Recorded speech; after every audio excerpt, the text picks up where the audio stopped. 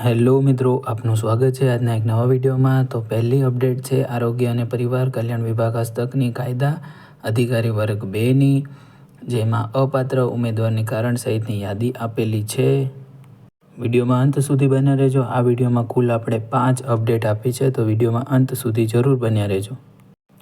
Update number 2 છે આરોગ્ય અને પરિવાર કલ્યાણ વિભાગ હસ્તકની દંત મહાવિદ્યાલયો અને તેને સંલગ્ન સંસ્થાઓમાં ડેન્ટલ વર્ગની ઓરલ અને મેક્સિલો ફેશિયલ સર્જરી ક્લાસ 1ના પ્રાધ્યાપકની છે, જેમાં પાત્ર ઉમેદવારની યાદી આપેલી છે। નંબર 3 ઉપર છે આરોગ્ય અને પરિવાર કલ્યાણ વિભાગ હસ્તકની મેડિકલ કોલેજો અને તેને સંલગ્ન સંસ્થાઓમાં પેડિયાટ્રિક સર્જરીના મદદનીશ પ્રાધ્યાપકની છે, જેમાં ટોટલ 1 ઉમેદવારને રૂબરૂ મુલાકાતને અંતે પાત્ર ઠરેલ છે।